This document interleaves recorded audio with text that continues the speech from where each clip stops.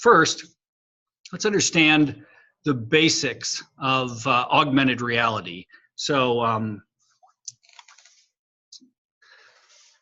augmented reality is essentially the real world with computer-generated images or objects embedded into it as seen through glasses, a headset, or a mobile phone.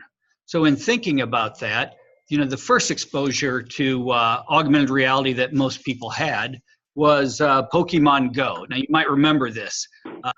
Kids running around all over the place, capturing Pokemon on their phones. And this really was, for most people, the first real introduction to augmented reality. This is mobile augmented reality. So that's really where people first got their start. Now, the world of augmented reality is run primarily by Qualcomm's Snapdragon chip. So if you think about it, in the PC world, in the computer world, it's largely run by Intel's chips, or to a certain extent, Apple's chips. But the mobile chip, especially this particular Snapdragon chip, is the one that you'll find in phone handsets, as well as headsets, and in pretty much the entire gamut of the augmented reality world. So let's talk now about the primary uses that people use augmented reality for today. And so it's not education, which is something that we're working to change, but first gaming, second social AR. So like you might see someone take a photo and superimpose some cat eyes onto themselves or someone, or their some special cat ears or something else. That's social AR. A lot of companies are starting to use it for product visualization. So, for example, maybe you go into a brick and mortar store or a e-commerce store and you see a product. Instead of just seeing a 2D image or some video, you can actually pick up that product and turn it around, look at it, and open it up and see what that product is before you buy. And then finally, visual search, IDing real world items. And so Google made a lot of news recently with their Google mapping, which is interesting. You're going to see a lot of movement in this space, and mobile augmented reality with when you're, say, walking around a city. You'll be able to open up your phone. It actually will lay some arrows onto the sidewalk. So you just step on those arrows as you walk, and it'll take you exactly to your location. All right, so next topic, web-based augmented reality versus app-based augmented reality, also known as to download an app or not to download an app. So if you look at how augmented reality is rolling out in mobile right now, again, mobile is phone-based rather than headset-based. So web AR is the smallest of the group, but this is augmented reality where you don't have to download an app. It is accessed through your phone. And then you look at the other three big players in mobile AR. You've got Apple, which is ARKit, and really knowing ARKit is probably unnecessary for most people unless you're a programmer, but they have the smallest of the three, but still significant. And then Instagram and other non-AR apps. So you'll find various features that you'll find in a normal app, but then it'll have some sort of augmented reality component to a standard app. So for example, Google Mapping having the arrows that lay on the ground. And then finally, Google with their ARCore. In our opinion, if you talk to our developers, they will tell you that Google has the best platform for this. It works the best, it's easiest to code, it's quickest. I'm confident that Apple will catch up. But right now, the Android-based AR is easier to work with. It works better. So even in our products, if you try out our products, you'll see that the Android is just, in a handful of ways, just a little bit better than the Apple product. They both work reasonably well, but it's early days, and apps are, a lot of things are changing. So thinking about demographics now, over half of augmented reality users are between the ages of 18 to 34. Now, I recognize that that's probably not a real big revelation, except in the fact that the other half, frankly, are over the ages of 30, 34. So if one were to make a generalization that augmented reality is something only the kids do, well, you could certainly say that that would be somewhat accurate, but really just slightly less than half are between the ages of 30, 35 and up. So that just goes to show that whether we're talking about education for middle school, high school, college, that's already penetrating quickly. But adult education and adult tools can be thought of in these terms as well. So let's go ahead and move on to the next one. So the next slide we're going to look at talks about how fast augmented reality is being adopted by users. And in the United States, it's scaling very quickly. What we expect is a 70% increase over the next 3 years. So you can see that this is a survey of online adults, but you can see that almost 74 million users are using augmented reality now. And that's a large number. It's expected to rise to 126 million by 2022. So this is a very strong percentage of total phone users. And almost all AR today, if you look at the big numbers, it's almost all mobile. Headsets are getting started, but those will primarily roll out at the enterprise level first, the business level, and then work their way into the classroom. And I know that the goal, though, is to create a product for the classroom that costs about the same as some of the lower cost virtual reality headsets. So you know that if you were to purchase like an Oculus Go headset or a Pico Goblin headset, those are going to run between, say, $200 and $300 at Best Buy, at least for the consumer price. The goal is to create some AR glasses that get down to that price, but there's a lot of tech in these headsets that make that somewhat challenging currently, but we all know that in the long run, the cost of that tech is going to go down. All right, quick drink break, and then we're moving on to the hardware. All right, let's talk about phones, tablets, and headsets.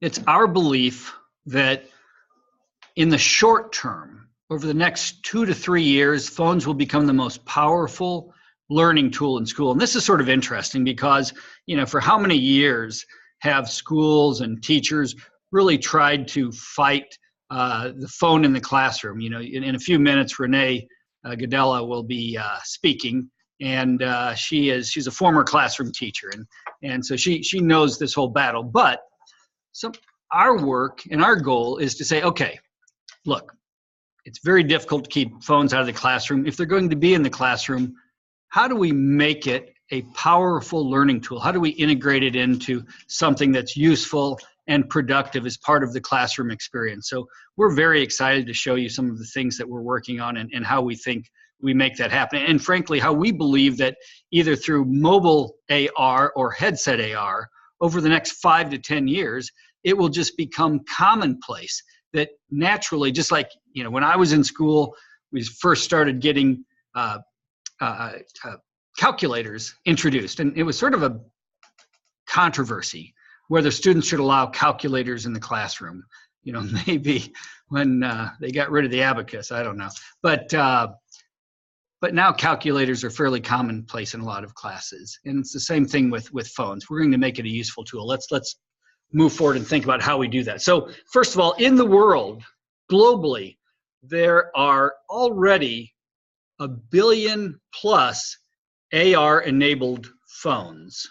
So if you have an iPhone or an Android that you've purchased in the last couple of years, more likely than not, your phone is AR enabled. So for example, on the iPhone side, and Alec, who is our heads up our AR division, is sitting here with me, so he can correct me if I'm wrong. But on the iPhone side, if you have a 7 or more recent, 7, 8, 9, or X, 10, then your phone is already AR enabled. If you have an Android that is version, what version would you say on the Android, Alex? Is it 7? 7, Galaxy S7. Galaxy S7 or more recent. Or a Pixel 2 or Pixel 2 or more recent. So you can Google this on the internet to see if your Android phone is AR enabled. But essentially, you're going to, more likely than not, anybody that's within the last 2 to 3 years. And even more than that, we know that students are generally, these phones are turning over quickly. So probably at least half of most students, maybe more, have an AR enabled phone in your classrooms. And over the next 2 years, as AR content rolls out, it will very quickly approach 90% plus. So whether the school is providing the AR tool or whether your students are using their own, this suddenly is less about hardware adoption. You know, in virtual reality, as you may know, we create a lot of content there. That's all about hardware adoption and the time frame on hardware adoption. On AR, that's much less of an issue. So one of the things we're going to talk about next is group explorative learning through augmented reality. And I'm very excited, pleased to introduce to you Rene. Rene is, in my opinion, probably one of the leading curriculum specialists in the United States. She has, not only does she have private sector experience with Pearson, ETS, and College Board, which is pretty good credibility, but she's also a former teacher, so she understands curriculum from somebody who's actually taught. She understands tech, which is a piece of ours. She serves on the Governor's STEM Advisory Council, and she's also a former school board member. Now, the bullet I forgot to put in here, which frankly is a big mistake, is that she's also a mother and a parent to students going through these technology changes now, so that gives her a lot of credibility. So Rene is going to just give you a brief overview of her thoughts on integrating it into the classroom. Then we're going to show you some videos about products that actually use augmented reality for teaching, and you can get a sense on how it works. So Rene, go ahead and take the microphone. Okay, thank you, Steve, for the introduction, and good afternoon, everyone. We're glad you could join us. As a former teacher, like Steve mentioned, I'm super excited about this technology. It did not exist when I was in the classroom 10 years ago. I wish that it did, because there's so many applications. Obviously it's portable, so it doesn't require a lot of classroom space, which can be a struggle for certain learning manipulatives. And the great thing about it is it's really flexible. So we want teachers to teach. We don't want to take anything away from teachers facilitating learning. We look at AR as an enhancement. You know, students are, this day and age, are born of the digital age. So they really gravitate toward technology. So to be able to meet them with their excitement and expectations with a substantive learning format is wonderful in our opinion. So that's what we try to create over here. And we try to make it so that you can really put the lesson however you'd like to do it in class. For example, you can use AR to springboard a lesson because it's engaging. You can get students excited about a topic that might not otherwise be that exciting to them, but when they can see it come to life, see it in 3D, have another, have audio that can accompany it, it's a great way to get them excited about it. And then it allows them to talk about it with their peers. They form questions, they're collaborating, and then that's where the teacher can pull them back for a whole class discussion. And they might share insights from one group that were a little different from another group, but bringing them back and making sure you know, they learned what they should have learned in there, and you're getting them off onto the next step. It allows them to start that that springboard. Let's take a look at one of our products here. This is Victor the torso. This is the thoracic cavity. And we have a licensed high school science teacher, Wendy Martin, nationally recognized, who guides them through each organ, giving details. So this is really something students can do at their desks, by themselves or in pairs, and at their own pace. So if they miss something, they can go back and listen to it again, which is great for slow learners. It really just meets students where they need to be met. There are a lot of options here. Let's go ahead and watch how this works. Oh, we'll go back one moment.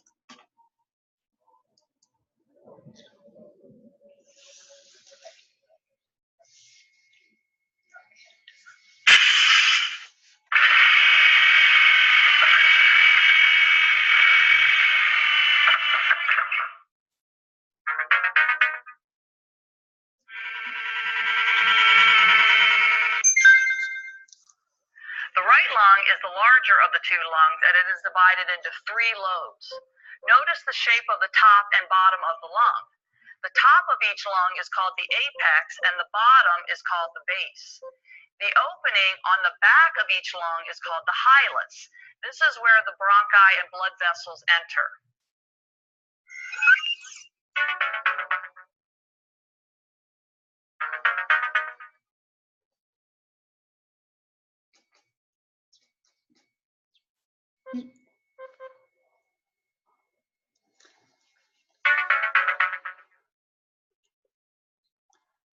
Let me just tell you a little bit real quick about what you're seeing there.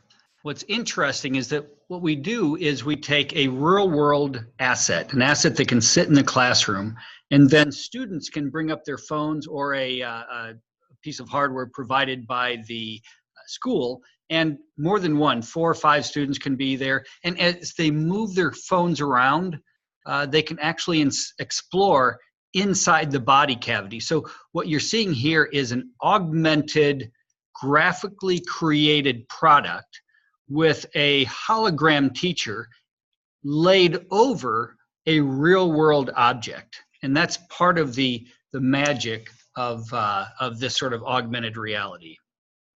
And before I hand it back to Rene, I'm just going to talk a little bit about what we're doing in textbooks. So one of our partners is Kendall Hunt. They're one of the great textbook companies in the United States. If you have a science textbook, it might be from Kendall Hunt. They put out one of the leading science textbooks for high schools. And we are in talks with them about how we lay an augmented reality layer over the textbook. So if you think in terms of let's say a science textbook has 16 chapters, or potentially it could be a geography book or a history book. There's usually one challenging concept. There might be more, but one primary challenging concept in each chapter. If there's a layer of augmented reality over that textbook, then when they get to that particularly challenging concept, the students hold their phone over that page, and the teaching component, the 3D object, can rise from the page and help explain that particular challenge or that particular concept. So we're going to show you an example of that next, and then I'm going to turn the mic back over to Rene. Okay, this is Steve Grubbs from Victory VR. Now, imagine that this is and it actually is, a page from a science book. How do we make science books come alive? Well, using augmented reality, a student would hold their phone over it, and suddenly we have a cell. And you can see the cell is in 3D, so you can look around, you can look up, you can look close, but we can also build information and teaching inside this AR learning experience. So what you can't see is that my finger is now going to reach up onto the screen of the phone. It's going to touch this green thing right here and learn what it is. The mitochondria are like the power plants of a cell, producing all of the energy that the rest of the cell needs to do its job. I'm pausing it. Now we have a little information button, and it pulls up some additional information so that I can learn it's mitochondria. And now we're going to look underneath, we're going to look from down here, and I'm going to press this thing in the... If the nucleus is the town hall, then nucleolus is its mayor. creating all of the orders in the forms of ribosomes and sending them out to the rest of the cell. The vesicles are like little transport trucks, moving everything that needs to be moved in the cell. That ranges from the proteins and chemicals created by the endoplasmic reticulum to the waste that other parts of the cell create. So that's how we make textbooks come alive in this day and age, and it's how we make learning more interactive and more interesting and fun. Okay, Renee, why don't you talk about some of the other points you have on integrating AR into the classroom? Yeah, so the cell is an excellent example because AR really affords expanded teaching opportunities. And in this case, because it can help describe and exemplify complicated concepts and make them more accessible to students. Another activity that could be done, for example, with the cell tour, is to give students a paper with a cell that needs to have labels or have certain structure or function identified, and put them on a scavenger hunt of sorts by using the AR app and finding out the information. I mean, what a fun way to learn, as opposed to just looking in a textbook for the answer, which is really how it's been done up until this point. So it's just another dimension and adding this nice dynamic layer to a lesson. And I think we're going to have another example of another. Yeah, deck. so now we're going to show one more product that sort of a fun product. This is just a standard deck, 52 cards, and technically 54, I guess, if you count the jokers, which we don't have jokers, but we have Wendy, the science teacher, and then an instruction card. But watch how this works with an inexpensive deck of playing cards.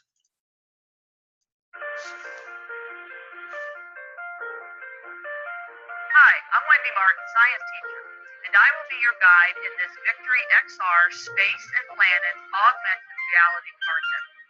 As you examine and explore each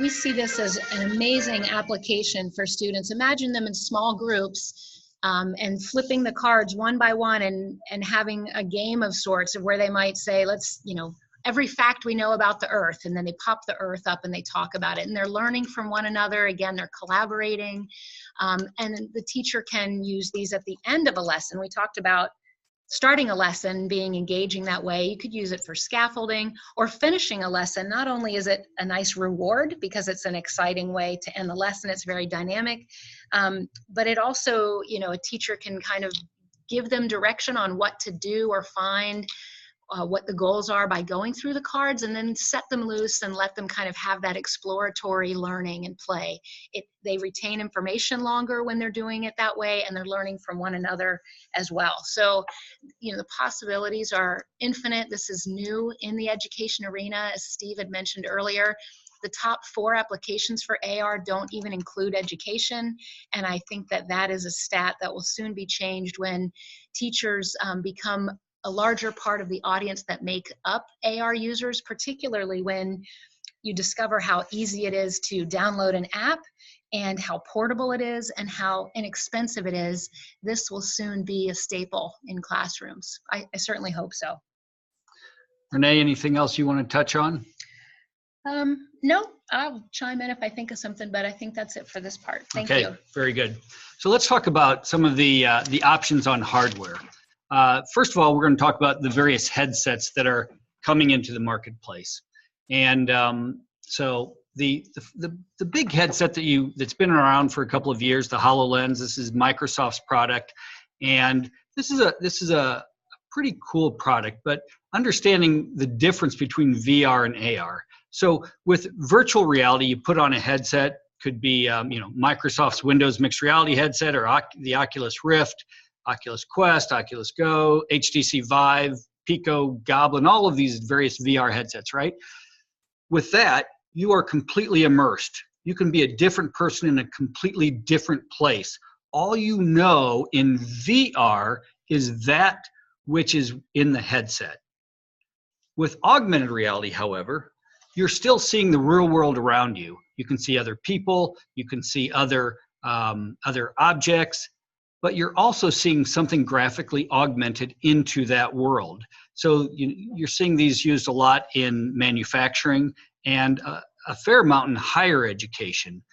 Limited penetration so far in K-12 education, but there's some use of it currently in that space. So we know that the Army, for example, had secured almost a $500 million contract to train the military using augmented reality. So we know that this is going to be a product that really has a decent runway. It's a good product. It's about $3,500. So it's not an inexpensive entry into AR, but it's pretty sophisticated entry.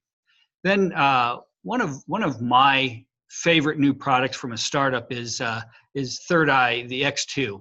So this is about a little less than $2,000, so it's a lot less expensive, which I understand is still expensive for a school, but a lot of schools will spend about $2,000 on a high-end graphics computer, so it's not too far out of line. But what's really interesting about this, I think especially for the education space, is not only do you see the 3D objects superimposed, and it's got a small form factor, so it's larger than a pair of sunglasses, but not too much larger. But and it's got a really cool feature where it can actually scan a room and graphically rebuild that room. So if you are creating AR content for your students or your class or whatever the case might be, this is really a great tool. But what I love about this product is that if a student is working on something in AR, the teacher or the instructor actually has the ability remotely or nearby to see what the student is seeing. This can be of tremendous value. So if there's confusion on the student's part, or they're trying to build something or create something, or it's being used for training, a supervisor or educator instructor can actually see what the student's seeing and talk to them remotely and help them work their way through whatever process, through whatever learning process they're going through. So this is a startup. They're just getting off the ground, but I'm keeping a very close eye on this company because I think they're going to do some big things. And in fact, Verizon did a 5G demonstration with them 2 to 3 months ago that was very successful. So I don't have time to really talk about how important 5G is to AR, but it's going to be a big deal. So Magic Leap, now this is a company that has just a lot of momentum. I don't know of any AR or VR startup that's received more funding than Magic Leap. Their venture capital funding from some of the biggest sources in the world was well over $1 billion.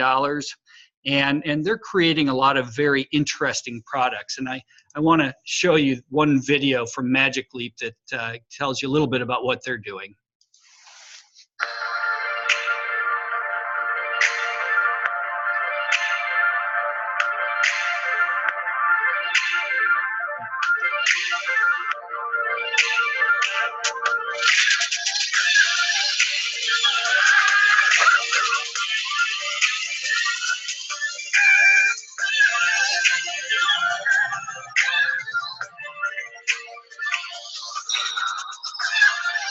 Fortunately, airline canceled hundreds of flights.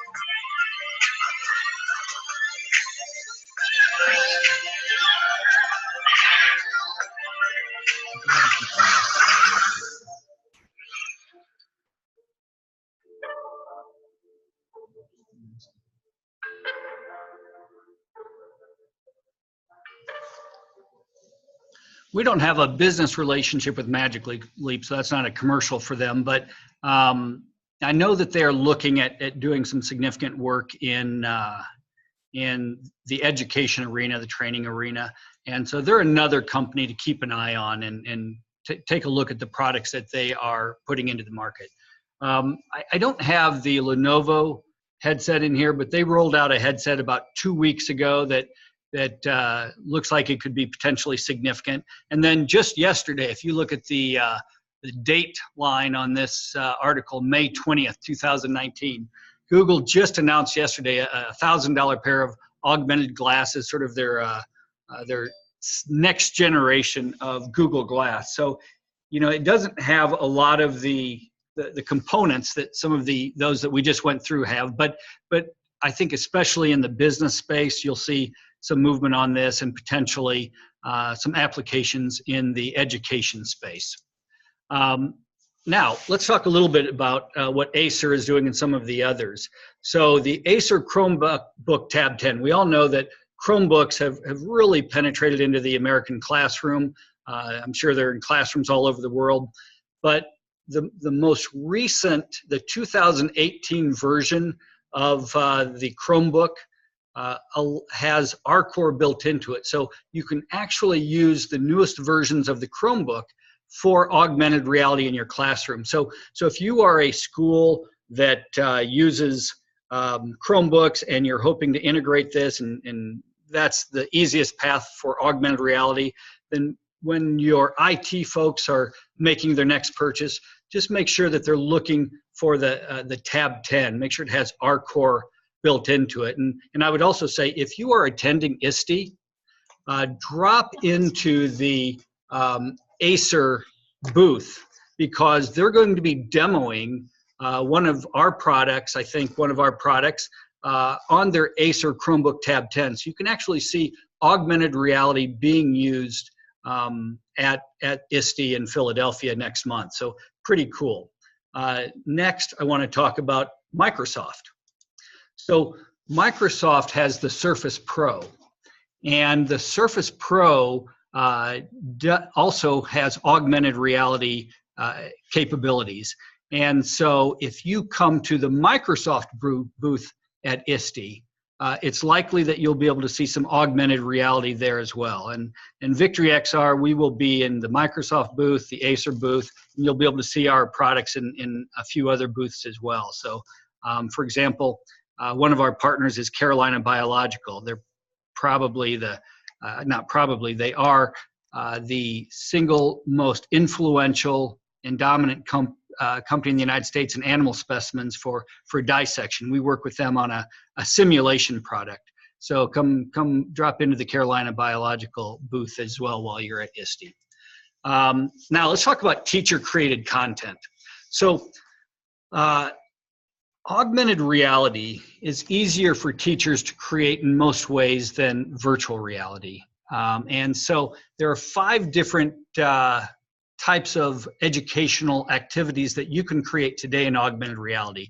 And I'm not going to spend a lot of time on these, but they are puzzle boxes, scavenger hunts, augmented field trips, virtual expeditions, and then also there's a tool for student-created content, which one of our partners is a school district in Colorado called St. Vrain, which their voters were kind enough to build them probably the most advanced student tech facility in the United States. It's very impressive, and they do a lot of student content creation. And we get a lot of teachers who say, how can our students create content? Well, if you are one of those teachers, if you are interested in that, then next slide, just go to Google and search 5 ways teachers can create augmented reality. 5 ways teachers can create augmented reality. And you'll see an article there that takes you to the 5 concepts on the previous slide. And it will show you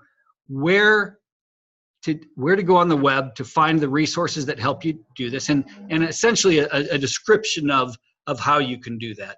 I'm giving you just a moment to write that down, and we're happy to correspond with you on this search, but search 5 ways teachers can create augmented reality. Or another place to go with a great resource is GoMeta.io. GoMeta.io, and that has do-it-yourself AR content creation for teachers and students. And so that's a great place to go. So with that, Sam, I'm ready to take questions. And so if you would open it up just to see if anyone has questions. And Sam, people are unmuted, so if they want to ask a question, they can just speak up at this point. Is that correct? That's right, yes. Okay. Don't be shy. We're going to just wait here for a couple minutes until you...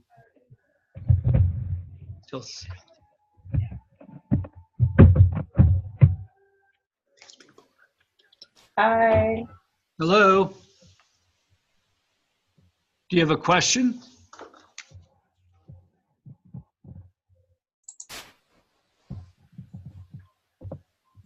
Hi.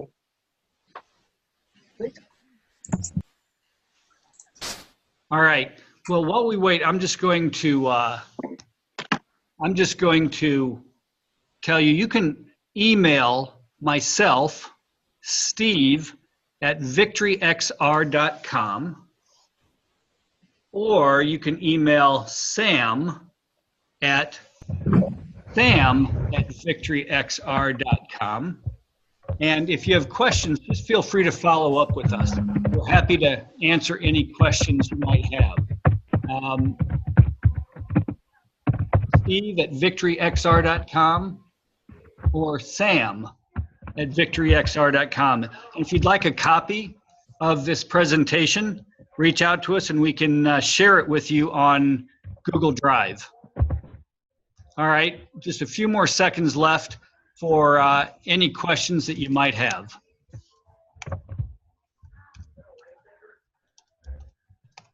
And Sam is also putting our emails into the Zoom group chat if you want to take a look at that as well. Okay. All right, well, thank you very much for joining us today. We appreciate it, and we look forward to visiting with you. If you're at ISTE, we hope to see you there, or visit our website, VictoryXR.com, and we're very excited to work with schools, educators, and businesses in the promotion of augmented reality in K-12 education. Thank you.